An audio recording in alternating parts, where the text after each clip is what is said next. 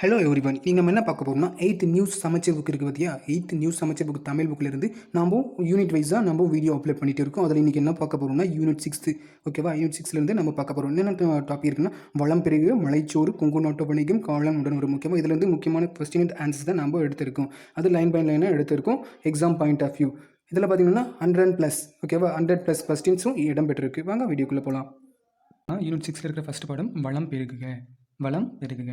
அதில் ஃபஸ்ட் பார்க்கலாம். மண்பதை காக்கும் மாபெரும் சிறப்பு எதற்கு உண்டுன்னா மாமலைக்கு. அது மண்பதை காக்கும் மாபெரும் சிறப்பு எதற்கு உண்டுன்னா மாமலைக்கு. Next question. சத்தான வித்துக்களை நித்தமும் முளைக்கச் செய்து உணவை தந்து உலக உயிர்களை ஊட்டி வளர்ப்பது எதுன்னு பார்த்தீங்கன்னா மழைநீர். அடுத்த கொஸ்டின். வளமான வான்மழையால் பயிர்கள் செழித்து உழவர் பெருமக்கள் உவக்கும் காட்சி எதுன்னு பார்த்தீங்கன்னா தகடூர் யாத்திரை. வளமான வான்மழையால் பயிர்கள் செழித்து உழவர் பெருமக்கள் உவக்கும் காட்சி தகடூர் யாத்திரை. அடுத்த கொஸ்டின். சேர மன்னரின் அகன்ற பெரிய நாட்டில் பெரிய மழைநீரால் சிறந்து விளங்குவது எதுன்னு பார்த்தீங்கன்னா வருவாய். சேர மன்னருடைய அகன்ற பெரிய நாட்டில் பெருகிய மழைநீரால் சிறந்து விளங்குவது என்னென்னா அவருடைய சேரனுடைய வருவாய் தான். நெக்ஸ்ட். ஆசிரியர் பெயர் அறிய முடியாத நூல்களுள் ஒன்று எதுன்னு பார்த்தீங்கன்னா ஆசிரியர் பெயர் அறிய முடியாத நூல்களுள் ஒன்று எதுன்னு பார்த்தீங்கன்னா தகடூர் யாத்திரை. இது வந்து இம்பார்ட்டன்ஸ் கொஸ்டின், இது கொஞ்சம் பார்த்துக்கோங்க. ஆசிரியர் பெயர் அறிய முடியாத நூல்களுள் ஒன்று எதுன்னா தகடூர் யாத்திரை. அடுத்து தகடூர் இன்று எவ்வாறு அழைக்கப்படுகிறது? ஓகேவா? இந்த தகடூர் இந்த ஊர் பார்த்தீங்கன்னா இப்போது இந்த காலத்தில் எப்படி கூப்பிட்றாங்கன்னு பார்த்தீங்கன்னா தருமபுரி. அப்போது இப்போ இருக்கிற தருமபுரி தான் பழைய பேர் வந்து தகடூர் யாத்திரை. ஓகேவா? தகடூர். அடுத்த கொஸ்டின். தகடூர் யாத்திரையில் சில பாடல்கள் எந்த தொகுப்பு நூலில் கிடைக்கின்றன பார்த்தீங்கன்னா புறத்திரட்டு.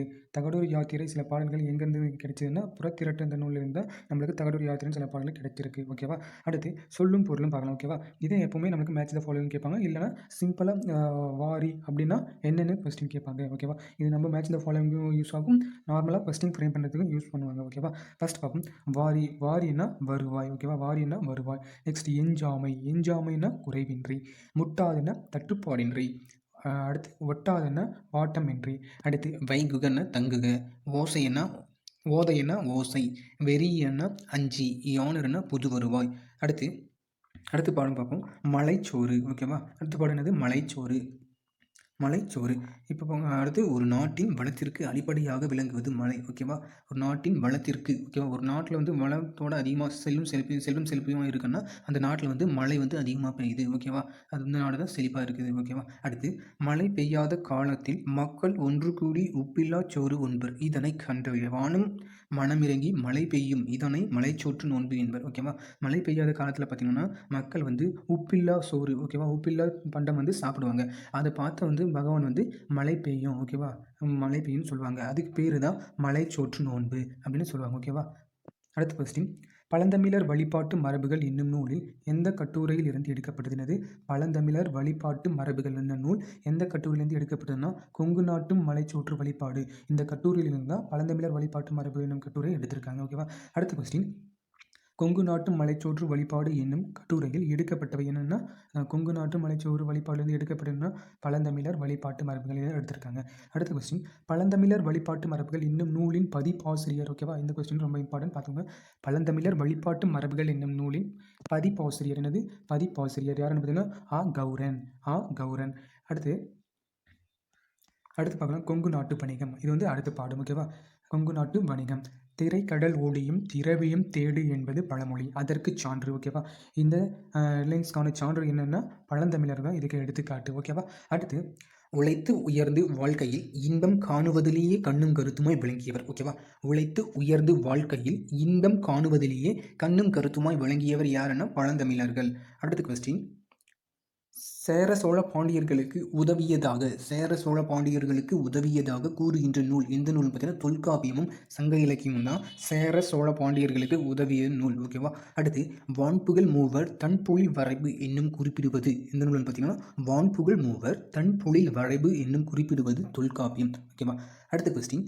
மூவேந்தர்கள் குறித்து செய்திகள் இடம்பெற்றுள்ள நூல்கள். ஓகேவா? மூவேந்தர்கள் இப்போ சேர சோழ பாண்டியர்கள் இருக்காங்க இல்லையா, அவர்களுடைய மூவேந்தர்கள். ஓகேவா? மூவேந்தர்களை பற்றி என்ன நூல் குறிப்பிடுதுன்னா வால்மீகி ராமாயணம், மகாபாரதம். ஓகே, சாரி, வால்மீகி ராமாயணம், மகாபாரதம், அர்த்த சாத்திரம், அசோகர் கல்வெட்டு, இது எல்லாம் மூவேந்தர்களுடைய செய்திகள் வந்து இந்த நூல்களில் இடம்பெற்றிருக்கு. ஓகேவா? இது கொஸ்டினாகவும் கேட்காங்க. ஓகேவா? அடுத்து பன்னெடுங்காலத்திற்கு முற்பட்டவர்கள் யாருன்னா மூவேந்தர்கள். பன்னெடுங்காலத்திற்கு முற்பட்டவர் யாருன்னா மூவேந்தர்கள் தான். முடியுடைய மூவேந்தர்களில் பழமையானவர்கள் என்று கூறுவது யாருன்னு பார்த்தீங்கன்னா, முடியுடைய மூவேந்தர்களில் பழமையானவர்கள் என்று கூறுவது யாருன்னா சேரர்கள் தான். ஓகேவா? சேரர்களை தான் முடியுடைய மூவேந்தர்களில் பழமையானவர்கள் சொல்லுவாங்க. ஓகேவா? அடுத்த கொஸ்டின் அடுத்து பார்த்தீங்கன்னா, போந்தை வேம்பவே ஆறென வருவம் மாபெரும் தானையர் மலைந்த பூவும் என்று சேரரை முன்வைக்கிறது தொல்காப்பியம். ஓகேவா? சேரரை முன்வைக்கிறது தொல்காப்பியம். இதுவும் ரொம்ப இம்பார்ட்டன்ட் கொஸ்டின் பார்த்துக்கோங்க. இந்த லைன்ஸ் ஓகேவா? இந்த லைன்ஸ் கேட்டுட்டோம். இது எந்த நூலிலிருந்து எடுக்கப்பட்டதுன்னு கேட்பாங்க. இல்லை இது யாரை பற்றி குறிப்பிடுகிறது அப்படின்னு கேட்பாங்க. பார்த்து படிச்சுங்க. ஓகேவா? அடுத்த கொஸ்டின் சேரர்களின் நாடு. ஓகேவா? சேரர்களின் நாடு என்ன நாடுனா குடநாடு. சேரர்களின் நாடு எதுனா குடநாடு. அடுத்து சேரர்களின் தலைநகரம். ஓகேவா? சேரர்களின் தலைநகரம் எதுனா வஞ்சி. அடுத்த கொஸ்டின் பார்க்கலாம். மேற்கு மலைத்தொடரில் தோன்றி அரபிக்கடலில் கலக்கும் பேரியாற்றங்கரையில் இருந்தது. ஓகேவா? மேற்கு மலைத்தொடரில் தோன்றி அரபிக்கடலில் கலக்கும் பேரியாற்றங்கரையில் இருந்து இதனை கருவூர் என்று அழைப்பர். ஓகேவா?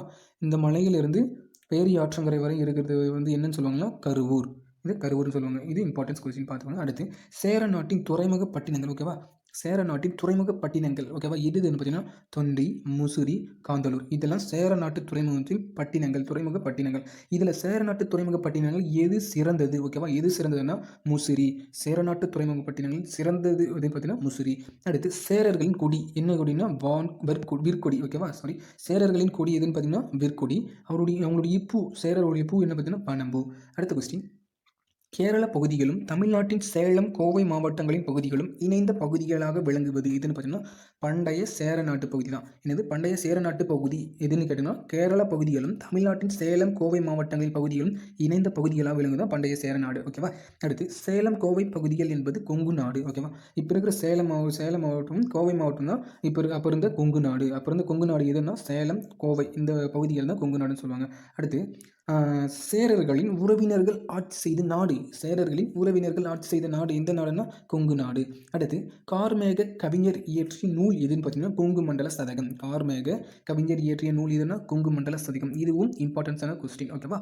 கார்மேக கவிஞர் இயற்றிய நூல் எதுன்னு கேட்பாங்க. இல்லை கொங்கு மண்டல சதகம் இயற்றியவர் யாருன்னு கேட்பாங்க. ஓகேவா? அடுத்து இந்த கொங்கு மண்டலம் பற்றி பார்த்துட்டு இருக்கோம் இல்லையா? அப்போ கொங்கு மண்டலம் வந்து அதனுடைய எல்லைகள். ஓகேவா? கொங்கு மண்டலத்தின் எல்லைகள் என்னென்னு பார்க்கலாம். ஓகேவா? கொங்கு மண்டலத்தின் எல்லைகள் பார்த்தீங்கன்னா வடக்கு. கொங்கு மண்டலத்தின் எல்லைகள் பார்த்தீங்கன்னா வடக்கு பார்த்தீங்கன்னா பெரும்பாளையம், தெற்கு பழனிமலையும், கிழக்கு மதிர்கரையும், மேற்கு வெள்ளிமலையும் இருக்குது. இந்த நான்கும் கொங்கு மண்டலத்தின் எல்லைக்குட்பட்ட பகுதிகள். ஓகேவா? கொங்கு மண்டலம்னா எந்தெந்த பகுதின்னு சொல்லியிருக்காங்க. ஓகேவா? பார்த்துக்கோங்க. அடுத்து இன்றைய கொங்கு மண்டலமாக விளங்குவது. ஓகேவா? அப்போ கொங்கு மண்டலம் வந்து மேலே இருக்கிற என்னென்ன பகுதிகள்னு சொல்லியாச்சு. இப்போ இந்த காலத்தில் கொங்கு மண்டலம்னா எந்தெந்த டிஸ்ட்ரிக்ட். ஓகேவா? எந்தெந்த டிஸ்ட்ரிக்ட் இடம்பெற்றிருக்குன்னு பார்க்கலாம்.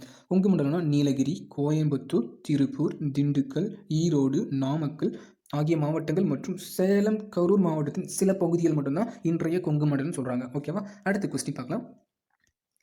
கொங்கு நாட்டு பகுதி. ஓகேவா? கொங்கு நாட்டு பகுதி வந்து என்னென்ன ஆறுலாம் இருக்குன்னு பார்த்தீங்கன்னா காவேரி, பவானி, நொய்யல், ஆண்பெருணை. ஓகேவா? ஆண்பெருணை. கொங்கு நாட்டின் பகுதி என்னென்னு பார்த்தீங்கன்னா காவேரி, பவானி, நொய்யல், ஆண்பெருணை. ஓகேவா? அடுத்து இந்த ஆண்பெருணை என்று அழைக்கப்படும் ஆறு. இது இம்பார்ட்டன்ஸ் கொஸ்டின். ஆண்பெருணை என்று அழைக்கப்படும் ஆறு எதுன்னு பார்த்தீங்கன்னா அமராவதி. ஆண்பெருணை என அழைக்கப்படும் ஆறு எதுன்னா அமராவதி. அடுத்த கொஸ்டின் ஒரு நாட்டு மக்களின் நாகரீகம் நல்வாழ்விற்கு அடிப்படை. ஒரு நாட்டு மக்களின் நாகரீக நல்வாழ்விற்கு அடிப்படையாக விளங்குவது எதுன்னு பார்த்தீங்கன்னா உழவு, கைத்தொழில், வணிகம். இது எல்லாமே ஒரு நாட்டு மக்களின் நாகரிக நல்வாழ்விற்கு அடிப்படையாக இருக்குது. அடுத்த கொஸ்டின் பார்க்கலாம். தமிழர்கள் சிறந்து விளங்கிய வணிகம் எது? ஓகேவா? தமிழர்கள் சிறந்து விளங்கிய வணிகம் எதுன்னு பார்த்தீங்கன்னா உள்நாட்டு வணிகம், வெளிநாட்டு வணிகம். ரெண்டு வணிகத்திலையும் தமிழர்கள் வந்து சிறந்து இருந்திருக்காங்க. அடுத்து கடல் வணிகத்தில் எந்த நாடு சிறப்புற்று இருந்ததுன்னு பார்த்தீங்கன்னா சேரநாடு. ஓகேவா? கடல் வணிகத்தில் எந்த நாடு சிறப்பாக இருந்துச்சுன்னு பார்த்தீங்கன்னா சேரநாடு தான் சிறப்பாக இருந்துச்சு. ஓகேவா? அதுவும் இல்லாமல் வலிமை மிகுந்த கப்பல் படை. ஓகேவா? கடல் வணிகத்தில் சிறந்த நாடு சேரநாடுனா அப்போது அவங்க வலிமை மிகுந்த கப்பல் படையை வச்சிருப்பாங்க. ஓகேவா? அப்போது வலிமை மிகுந்த கப்பல் படையை வச்சிருக்கவங்க யாருன்னா சேரநாடுன்னு.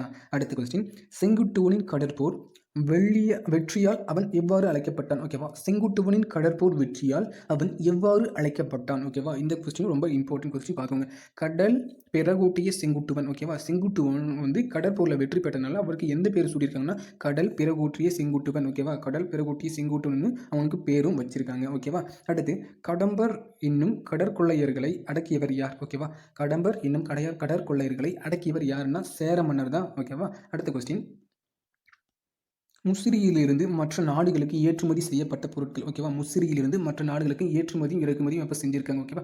ஏற்றுமதி செய்யப்பட்ட பொருட்கள் என்னென்னா மிளகு, முத்து, யானை தந்தங்கள். மிளகு, முத்து, யானை தந்தங்கள், பட்டு, மணி. இது எல்லாமே முசிறியிலிருந்து மற்ற நாடுகளுக்கு ஏற்றுமதி செய்யப்பட்ட பொருட்கள். ஓகேவா? அதே மாதிரி இறக்குமதி செய்யப்பட்ட பொருட்கள். இறக்குமதினா மற்ற நாடுகளிலிருந்து முசிறிக்கு இறக்குமதி செய்யப்பட்ட பொருட்கள் என்னென்னா பொன்மைமிக்க புடவைகள், மென்மைமிக்க புடவைகள், சித்திர வேலைப்பாடடைந்த ஆடைகள், பவளம், செம்பு, கோதுமை. ஓகேவா? சித்திரை வேலைப்பாடடைந்த ஆடைகள், பவளம், செம்பு, கோதுமை. இது எல்லாமே மற்ற நாடுகளிலிருந்து இறக்குமதி செய்யப்பட்ட பொருட்கள். அடுத்த கொஸ்டின் பார்க்கலாம். ஏற்றுமதியும் இறக்குமதியும் செய்யப்பட்ட செய்தியை எந்த நூல் குறிப்பிடுகிறது? ஓகேவா? மேலே பார்த்தோம் இல்லையா? ஏற்றுமதியும் இறக்குமதியும் செய்கிறாங்க இல்லையா? அந்த முஸ்லீம் நாட்டிலிருந்து ஏற்றுமதி செய்கிறோம், இறக்குமதியும் மற்ற நாட்டிலிருந்து இறக்குமதி செய்கிறது. ஓகேவா?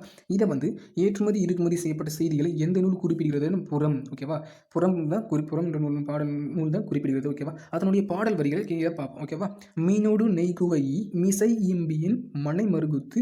இது ஒரு பாடல். அடுத்த பாடல் கலந்தந்த பொற்பரிசை கலிந்தோணியால் கரை சேர்க்குந்து என்னும் பாடல் விளக்கிறது. இது பார்த்தீங்கன்னா ஏற்றுமதி இறக்குமதி செய்யப்பட்ட செய்தியை இந்த 2 பாடல் வரிகளும் விளக்குது. ஓகேவா? அடுத்து சேர நாட்டின் விலையை கணக்கிட அடிப்படையாக இருந்தது. ஓகேவா? அப்பெல்லாம் அந்த காலத்தில் சேர நாட்டின் விலையை கணக்கிட அடிப்படையாக இருந்ததுன்னா நெல். ஓகேவா? நெல்லை தான் அந்த காலத்தில் விலையை கணக்கிட அடிப்படையாக இருந்தது. ஓகேவா? அடுத்த கொஸ்டின் பார்க்கலாம். உப்பும் நெல்லும் ஒரே மதிப்புடையவனாக இருந்தன. ஓகேவா? உப்பும் நெல்லும் ஒரே மதிப்புடையவனாக இருந்தன என குறிப்பிடும் நூல் வந்து அகப்பாடல். ஓகேவா? உப்பும் நெல்லும் வந்து ஒரே ஈக்குவலான ரேட்டில் இருந்துச்சு. ஓகேவா? அது வந்து எந்த நூல் குறிப்பிடுதுன்னா அகப்பாடல் அந்த நூல் தான் குறிப்பிடுது. அடுத்து நெல்லும் உப்பும் நேரே ஊரின் கொள்ளிரோவென செறிந்தோறும் நுவலும். ஓகேவா? இந்த பாடலும் முக்கியமானது. இது வந்து எதிலிருந்து எடுக்குதான்னு அகப்பாடல். அடுத்து கிழக்கு தொடர்ச்சி மலையும் மேற்கு தொடர்ச்சி மலையும் சந்திக்கும் இடம். ஓகேவா? கிழக்கு தொடர்ச்சி மலையும் மேற்கு தொடர்ச்சி மலையும் சந்திக்கும் இடம்னா நீலகிரி. ஓகேவா? அடுத்து பார்க்கலாம். தைல மரம் வளர்க்கப்படுவது எங்கே வளர்க்குறாங்கன்னா நீலகிரியில் வளர்க்குறாங்க. தைல மரத்திற்கு அறிவியல் பேருன்னா யூக்கலிப்ஸ். ஓகேவா? இதில் மேட்ச் த ஃபாலோவிங் கேட்பாங்க. தைல மரம்னா யூக்கலிப்ஸ்னு கேட்பாங்க. இல்லை நார்மல் ஒன் வேர்ட்லையும் தைல மரம்னா யூக்கலிப்ஸ்.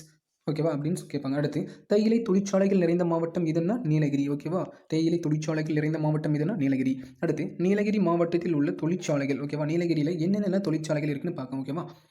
புகைப்படச்சுருள் தயாரிப்பு தொழிற்சாலை, புகைப்படச்சுருள் தயாரிப்பு தொழிற்சாலை, துப்பாக்கி வெடிமருந்து தொழிற்சாலை, தைலமரம் யூக்கலிப்ஸ் எண்ணெய் தொழிற்சாலை. இந்த 3 தொழிற்சாலையும் நீலகிரியில் இருக்குது. ஓகேவா? அடுத்த கொஸ்டின் கோவணபுத்தூர் என்று பெயர் எவ்வாறு மருவி வழங்கப்பட்டு வருகிறது? ஓகேவா? அந்த காலத்தில் என்ன கோயம்புத்தூர். ஓகேவா? கோயம்புத்தூருடைய பழைய பேர் என்னென்னா கோவணபுத்தூர். ஓகேவா? கோவணபுத்தூர் வந்து தான் இப்போது காலம். ஓகேவா? காலம் கடந்து மருவி வந்ததுனால அதற்கு கோயம்புத்தூர் என பெயர் வந்தது. ஓகேவா? அடுத்த கொஸ்டின் கோயம்புத்தூர் மாவட்டத்தில் நிறைந்த தொழிற்சாலை. ஓகேவா? கோயம்புத்தூர் மாவட்டத்தில் அதிகமான தொழிற்சாலைகள் என்னென்ன இருக்குன்னா பஞ்சு ஆலை. ஓகேவா? பஞ்சு ஆலை. கோயம்புத்தூரில் பஞ்சு ஆலை, நூற்பாலைகள், அடுத்து மின்சார பொருட்கள், அடுத்து இயந்திரங்கள், வீட்டு உபயோக பொருட்கள் தயாரிக்கும் தொழிற்சாலைகள். இது எல்லாமே கோயம்புத்தூர் டிஸ்ட்ரிக்டில் வந்து அதிகமாக நிறைந்த தொழிற்சாலைகள் இதுதான். ஓகேவா? அடுத்த கொஸ்டின் தமிழ்நாட்டின் மலர் உற்பத்தியில் முதலிடம் வகிப்பது. ஓகேவா? தமிழ்நாடு மலர் உற்பத்தியில் ஃபர்ஸ்ட் பிளேஸ் இருக்குது பார்த்தீங்கன்னா எதுன்னு பார்த்தீங்கன்னா திண்டுக்கல். ஓகேவா? அடுத்து தமிழ்நாட்டின் ஹாலாந்து என்று அழைக்கப்படுவது இதுவும் திண்டுக்கல் தான். தமிழ்நாட்டின் ஹாலாந்து என அழைக்கப்படுவது திண்டுக்கல். அடுத்து சின்னாளம்பட்டி சுங்கச்சாலை எங்கே உள்ளதுன்னு பார்த்தீங்கன்னா திண்டுக்கல். இந்த 3 கொஸ்டினும் இம்பார்ட்டன்ஸ் கொஸ்டின் தான் பார்த்துங்க. ஓகேவா? தமிழ்நாட்டின் மலர் உற்பத்தியில் முதலிடம் வகிப்பது திண்டுக்கல். அடுத்து தமிழ்நாட்டின் ஹாலாந்து என்று அழைக்கப்படுவதும் திண்டுக்கல் தான். அடுத்து சின்னாளம்பட்டி சுங்கச்சாலை எங்கே உள்ளதுன்னா அதுவும் திண்டுக்கல் தான். அடுத்து நெக்ஸ்ட் கொஸ்டின் பார்க்கலாம். பரப்பளவில் தமிழ்நாட்டின் 2வது பெரிய நகரம் எதுன்னா ஈரோடு. பரப்பளவில் தமிழ்நாட்டின் 2வது பெரிய நகரம் எதுனா ஈரோடு. அடுத்து தமிழகத்தில் மஞ்சள். ஓகேவா? தமிழகத்தில் மஞ்சள் சந்தை எங்கு நடைபெறுகிறதுனா ஈரோடு. தமிழகத்தில் மஞ்சள் சந்தை எங்கு நடைபெறுகிறதுனா ஈரோட்டில் மட்டும்தான் நடைபெறுகிறது. ஏன்னா ஈரோட்டில் தான் மஞ்சள் வந்து அதிகமாக விளைவிக்கிறாங்க. அடுத்த கொஸ்டின் மிகச்சிறந்த பின்னலாடை நகரமாக விளங்குவது எதுன்னு பார்த்தீங்கன்னா திருப்பூர். மிகச்சிறந்த பின்னலாடை நகரமாக விளங்குவது எதுன்னு கேட்பாங்க திருப்பூர். அடுத்து தமிழ்நாட்டில் எந்த ஆடை பெரும் வருவாயை ஈட்டி தருகிறது? ஓகேவா? எக்கனாமிக்கில் பார்த்தீங்கன்னா நம்மளுக்கு அதிகமாக பணத்தை சேமித்து தரது வந்து எந்த ஆடைகள் பார்த்தீங்கன்னா பின்னல் ஆடையும் ஆயத்த ஆடை. ஓகேவா? இது மட்டும்தான் தமிழ்நாட்டில் ஆடை வருவாயை ஈட்டி தருது. ஓகேவா? பின்னல் ஆடை, ஆயத்த ஆடை. அடுத்த கொஸ்டின் இந்தியாவில் முதல் ஆயத்த ஆடை பூங்கா எங்குள்ளது? ஓகேவா? இந்தியாவிலேயே ஃபர்ஸ்ட் ஆயத்த ஆடை பூங்கா எங்கே இருக்குன்னா திருப்பூர் டிஸ்ட்ரிக்டில் தான் இருக்குது. ஓகேவா? ஓகேவா. அடுத்த கொஸ்டின், இந்தியாவின் முதல் ஆயத்த ஆடை பூங்கா ஓகேவா. முதல் ஆயத்த ஆடை பூங்கா எதுன்னு கேட்டுக்கிறாங்க. அதுக்கு மேலே இருக்கிற கொஸ்டின் பார்த்தீங்கன்னா எங்கு உள்ளது. அப்போ திருப்பூர் இந்தியாவின் முதல் ஆயத்த ஆடை பூங்கா எங்கே உள்ளதுன்னா திருப்பூர் டிஸ்ட்ரிக்டில் இருக்குது. அந்த திருப்பூர் டிஸ்ட்ரிக்டில் இருக்கிற ஆயத்த பூங்காவுடைய பேர் என்ன, நேதாஜி ஆயத்த ஆடை பூங்கா. நேதாஜி ஆயத்த ஆடை பூங்கா. அடுத்த கொஸ்டின், தேசிய அளவில் புகழ்பெற்ற காங்கேய காளைகள் எந்த மாவட்டத்தில் உள்ளது ஓகேவா. காங்கேய காளைகள் வந்து எந்த டிஸ்ட்ரிக்டில் இருக்குன்னு பார்த்தீங்கன்னா திருப்பூர். இது வந்து தேசிய அளவில் இருக்கிற புகழ்பெற்ற காங்கேய காளைகள் இங்கே இருக்கிற இடம் திருப்பூர். அடுத்து பச்சைமலை, கொல்லிமலை. பச்சைமலை, கொல்லிமலை, சேர்வராயன் மலையில் ஒரு பகுதி ஆகியவை எந்த மாவட்டத்தில் இருக்குன்னா நாமக்கல் டிஸ்ட்ரிக்டில் தான் ஓகேவா. நாமக்கல் டிஸ்ட்ரிக்டில் தான் பச்சைமலை, கொல்லிமலை, சேர்வராயன் மலையெல்லாம் இருக்குது. அடுத்து முட்டைக்கோழி வளர்ப்பிலும் முட்டை உற்பத்தியிலும் தென்னிந்தியாவிலேயே ஓகேவா, தென்னிந்தியாவிலே முதன்மையான இடம் வகிப்பது எதுன்னா நாமக்கல் டிஸ்ட்ரிக்ட் தான் ஓகேவா. முட்டைக்கோழி வளர்ப்பிலும் முட்டை உற்பத்தியிலும் தென்னிந்தியாவிலே முதன்மையான இடம் வகிப்பது எந்த டிஸ்ட்ரிக்ட்னா நாமக்கல் டிஸ்ட்ரிக்ட். அடுத்த கொஸ்டின், சிற்றுந்து, சரக்குந்து ஆகியவை அதிக அளவில் இயங்கும் மாவட்டம் ஓகேவா. சிற்றுந்து, சரக்குந்து ஆகியவை அதிக அளவில் இயங்கும் மாவட்டம் எதுனா நாமக்கல் டிஸ்ட்ரிக்ட் தான். அடுத்த கொஸ்டின், மாங்கனி நகரம் என்னும் சிறப்பு பெயர் கொண்டது. மாங்கனி நகரம் என சிறப்பு பெயர் கொண்டதுன்னு சேலம். சேலம் எதற்கு ஃபேமஸ்ன்னு சொல்லுவாங்க, மாங்கனி, சேலத்து மாம்பழம் சொல்லுவாங்க இல்லையா. அப்போது மாங்கனி நகரம் என்று சிறப்பு பெயர் கொண்டதுன்னா சேலம். அடுத்து, இந்தியாவில் எந்த மாவட்டத்தில் ஜவ்வரிசி அதிக அளவில் உற்பத்தி செய்யப்படுகிறது ஓகேவா. இந்தியாவில் எந்த டிஸ்ட்ரிக்டில் ஜவ்வரிசி அதிகமாக உற்பத்தி செய்யப்படுறதுன்னா சேலம் டிஸ்ட்ரிக்டில் தான் அதிகமாக ஜவ்வரிசி உற்பத்தி செய்கிறாங்க. அடுத்த கொஸ்டின், தமிழ்நாட்டில் கைத்தறி நெசவு அதிகமாக உள்ள மாவட்டம் ஓகேவா. தமிழ்நாட்டிலேயே கைத்தறி நெசவு அதிகமாக உள்ள டிஸ்ட்ரிக்ட் எதுன்னா சேலம் ஓகேவா. அடுத்து, முலாம் பூசும் தொழிலிலும் பெருமளவில் நடைபெறும் இடம் ஓகேவா. முலாம் பூசுறாங்க பார்த்தியா, முலாம் பூசும் தொழிலிலும் பெருமளவில் நடைபெறும் இடம் எதுன்னு பார்த்தீங்கன்னா சேலம். அடுத்த கொஸ்டின், ஏழைகளின் ஊட்டி என்று அழைக்கப்படும் ஏற்காடு எந்த மாவட்டத்தில் அமைந்துள்ளதுன்னு பார்த்தீங்கன்னா சேலம் ஓகேவா. ஏழைகளின் ஊட்டி என்று அழைக்கப்படும் ஏற்காடு, இதுவும் ரொம்ப ரொம்ப இம்பார்ட்டன்ட் கொஸ்டின். ஏழைகளின் ஊட்டி என்று அழைக்கப்படும் ஏற்காடு எந்த மாவட்டத்தில் பார்த்தீங்கன்னா சேலம் டிஸ்ட்ரிக்டில் தான் இருக்குது ஓகேவா. அடுத்த கொஸ்டின், கொங்கு நாட்டின் ஒரு பகுதியாக விளங்கிய இப்பகுதி டேஸ் என்னும் பெரும் பெயரும் உண்டு ஓகேவா. கொங்கு நாட்டின் ஒரு பகுதியாக விளங்கிய இப்பகுதி டேஸ் என்னும் பெயரும் உண்டு ஓகேவா. வஞ்சி மாநகரம். கொங்கு நாட்டிற்கு ஒரு பேர் என்னது, வஞ்சி மாநகரம் ஓகேவா. அடுத்த கொஸ்டின் பார்க்கலாம், கரூரை தமிழகத்தின் முதன்மையான உள்நாட்டு வணிக மையமாக குறிப்பிட்டுள்ளவர் ஓகேவா. கரூரை தமிழகத்தின் முதன்மையான உள்நாட்டு வணிக மையமாக ஓகேவா, உள்நாட்டு வணிக மையமாக குறிப்பிட்டவர் யாருன்னா தலாமி ஓகேவா. தலாமி யாருன்னு பார்த்தீங்கன்னா அவர் ஒரு கிரேக்க அறிஞர் ஓகேவா. அவர் தலாமி வந்து கிரேக்க அறிஞர். அவர் வந்து கரூரை தான் உள்நாட்டு தமிழகத்திலேயே முதன்மையான உள்நாட்டு வணிக மையமாக சொல்லியிருக்காங்க ஓகேவா. அடுத்து, கைத்தறி நெசவு ஆடைகளுக்கு பெயர் பெற்ற மாவட்டம் ஓகேவா. கைத்தறி நெசவு ஆடைகளுக்கு பெயர் பெற்ற மாவட்டம் எதுன்னு பாருங்க, கரூர் ஓகேவா. அடுத்த கொஸ்டின் பார்க்கலாம், பேருந்து கட்டுமான தொழிலில் சிகரமாக விளங்குவது ஓகேவா. ஓகேவா, பஸ் டிப்போலாம் எங்கே ஓகேவா, பஸ் டிப்போலாம் நிறைய இன்ஸ்ட்ருமெண்ட்ஸ்லாம் பண்ணுவாங்க பார்த்தியா, அதில் அங்கே தான் அதிகமாக இருக்குது ஓகேவா. பேருந்து கட்டுமான தொழில் சிகரமாக விளங்குவது, பேருந்து கட்டுமான தொழிலில் சிகரமாக விளங்குவது இதுன்னு கரூர். அடுத்த கொஸ்டின், இது வந்து ரொம்ப இம்பார்ட்டன்ஸ் கொஸ்டின் பார்த்துக்கோங்க ஓகேவா. தூத்துக்குடி ஓகேவா. தூத்துக்குடி என்னென்னு பார்த்தீங்கன்னா ஃபேமஸ்னா முத்து நகரம். தூத்துக்குடி எதுக்கு ஃபேமஸ்னா முத்து நகரம் சொல்லுவாங்க. அடுத்து, சிவகாசி வந்து குட்டி ஜப்பான் சொல்லுவாங்க. அடுத்து, மதுரை பார்த்தீங்கன்னா தூங்கான் நகரம் சொல்லுவாங்க. திருவண்ணாமலை வந்து தீப நகரம் சொல்லுவாங்க. இது மேட்ச் த ஃபாலோவிங் கேட்பாங்க, இல்லை நார்மல் 1 மார்க்லையும் கேட்பாங்க. அது வந்து தூத்துக்குடி எதற்கு புகழ் பெற்றது இல்லை பெயர் பெற்றதுன்னு கேட்பாங்க ஓகேவா. முத்து நகரம். சிவகாசி வந்து குட்டி ஜப்பான். மதுரை வந்து தூங்கான் நகரம். திருவண்ணாமலை தீப நகரம் ஓகேவா. அடுத்த கொஸ்டினில் அடுத்த பாடம் வந்துடும் ஓகேவா. காலம் உடன் வரும் ஓகேவா. காலம் உடன் வரும் இந்த பாடத்தில் பார்த்தீங்கன்னா பார்க்கலாம், பழந்தமிழர் வாழ்வோடு பின்னி பிணைந்தவை ஓகேவா. பழந்தமிழர் வாழ்வோடு பின்னி பிணைந்தவை எதுன்னு பார்த்தீங்கன்னா உழவும் நெசவும். அடுத்த கொஸ்டின், மக்களின் பசியை போக்குவது எதுன்னு பார்த்தீங்கன்னா உழவு. மக்களின் பசியை போக்குவது உழவு. அடுத்த கொஸ்டின், மக்களின் மானம் காக்குவது எதுன்னா நெசவு ஓகேவா. அடுத்து, கன்னிவாடி ஸ்ரீரங்கராயன் சிவகுமார் எங்கு பிறந்தார் ஓகேவா. கன்னிவாடி ஸ்ரீரங்கராயன் சிவகுமார் எங்கு பிறந்தார்னா கன்னிவாடியில் பிறந்திருக்காங்க. அது கன்னிவாடி எங்கே இருக்குன்னு பார்த்தீங்கன்னா திருப்பூர் டிஸ்ட்ரிக்டில் தான் இருக்குது ஓகேவா. அடுத்த கொஸ்டின், சிறந்த சிறுகதை புதின எழுத்தாளர். 150க்கும் மேற்பட்ட ஓகேவா. சிறந்த சிறுகதை புதின எழுத்தாளர் 150க்கும் மேற்பட்ட சிறுகதைகளை எழுதியவர் யாருன்னா கன்னிவாடி ஸ்ரீரங்கராயன் சிவகுமார். இவங்க தான் எழுதியிருக்காங்க ஓகேவா. அடுத்து, சிறந்த சிறுகதைக்கான இலக்கிய சிந்தனை விருது ஓகேவா. இலக்கிய சிந்தனை விருது சிறந்த சிறுகதைக்கான ஓகேவா. பார்த்துக்கோங்க, இது சிறுகதையா என்னென்னு சிறுகதையா இல்லை கதையா இல்லை நாடகமா அதுன்னு பார்த்துக்கணும். சிறந்த சிறுகதைக்கான இலக்கிய சிந்தனை விருது பெற்றவர் யாருன்னா கன்னிவாடி ஸ்ரீரங்கராயன் சிவகுமார். அடுத்த கொஸ்டின் பார்க்கலாம், கன்னிவாடி ஓகேவா. கன்னிவாடி குணச்சித்திரங்கள், உப்புக்கடலை குடிக்கும் பூனை. இதெல்லாம் யாருடைய நூல்னு பார்த்தீங்கன்னா கன்னிவாடி ஸ்ரீரங்கராயன் சிவகுமாரின் நூல்கள் ஓகேவா. அடுத்த கொஸ்டின், காலம் உடன் வரும் யாருடைய சிறுகதை ஓகேவா. காலம் உடன் வரும் இது யாருடைய சிறுகதைன்னு பார்த்தீங்கன்னா கன்னிவாடி ஸ்ரீரங்கராயன் சிவகுமாருடைய சிறுகதை ஓகேவா. ஓகே, இந்த வீடியோ பிடிச்சிருந்தால் லைக் பண்ணுங்கள், கமெண்ட் பண்ணுங்கள், சப்ஸ்கிரைப் பண்ணுங்கள், மறக்காமல் உங்கள் ஃப்ரெண்ட்ஸுக்கும் ஷேர் பண்ணுங்கள். ஓகே, அடுத்த வீடியோவில் பார்க்கலாம் ஓகேவா. அடுத்த வீடியோ யூனிட் 7 பார்க்கவும். தேங்க்யூ.